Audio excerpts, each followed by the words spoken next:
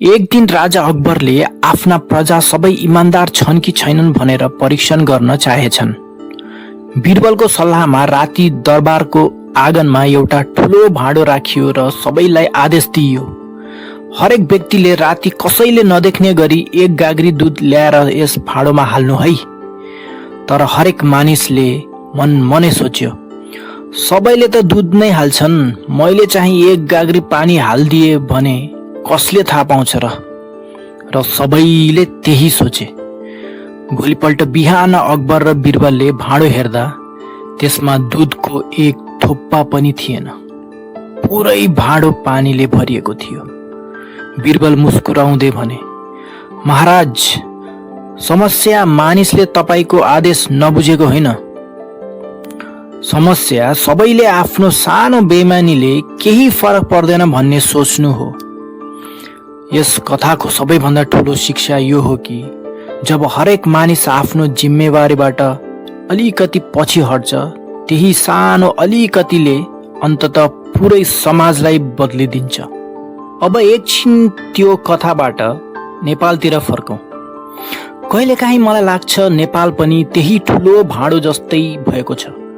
हामी सबै नेपाल विकसित भएको हेर्न चाहन्छौँ। हामी चाहन्छौँ राम्रो सडक होस्, राम्रो अस्पताल होस्, राम्रो शिक्षा होस्, रोजगारी होस्, भ्रष्टाचार कम होस्, युवा विदेश जान नपरोस्। तर जब प्रश्न आउँछ त्यसका लागि तपाईले के योगदान गर्नुभयो, हामी मध्ये धेरैको उत्तर हुन्छ, मैले एक्लैले गरेर के हुन्छ र। यही त त्यो भाँडोमा परेको पानी हो। हामी भन्छौँ नेताले देश बिगारे, तर आफ्नो काममा इमान्दारी चाहिँ। सरकारले रोजगारी दिएन, तर आफूले नयाँ सिप सिक्ने प्रयास चाहिँ। देशमा सिस्टम छैन, तर नियम पालना गर्ने आफ्नो बानी चाहिँ। नेपालमा केही हुँदैन, तर नेपालमै केही बनाउने आफ्नो प्रयास चाहिँ।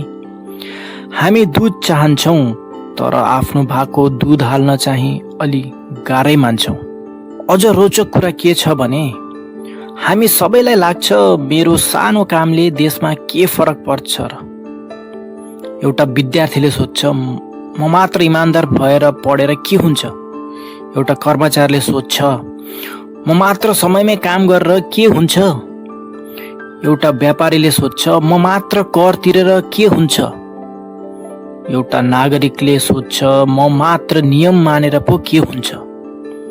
एउटा नेताले पनि सायद सोध्छ, म मात्र राम्रो भएर के हुन्छ।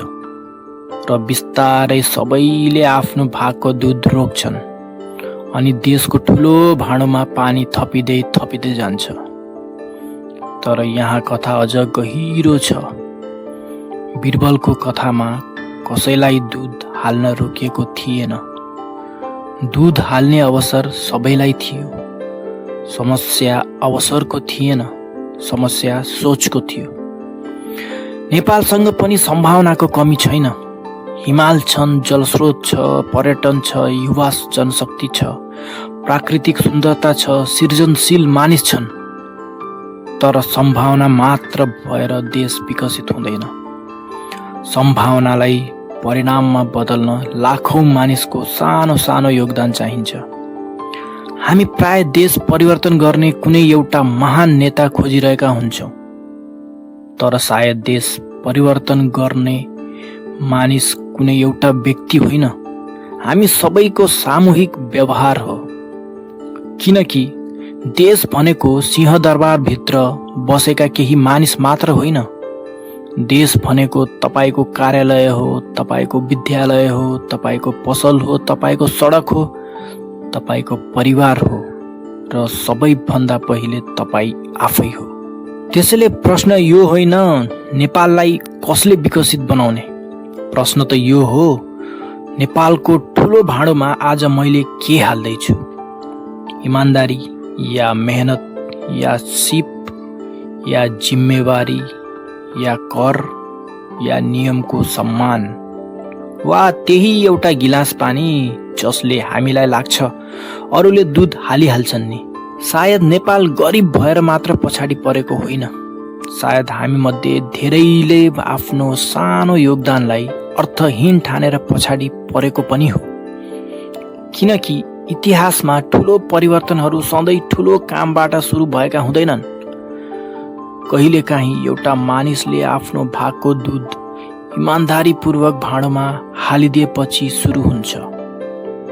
त्यसैले भोलि कसैले सोध्यो भने नेपाल किन विकसित भएन, हामीले तुरुन्तै नेता, सरकार, भ्रष्टाचार, राजनीति मात्र देखाउनु अघि एकछिन आफैलाई हेर्नुपर्छ र एउटा प्रश्न सोध्नुपर्छ, यदि यो देश एउटा ठुलो भाँडो हो भने मैले यसमा दुध हाले या पानी हाले?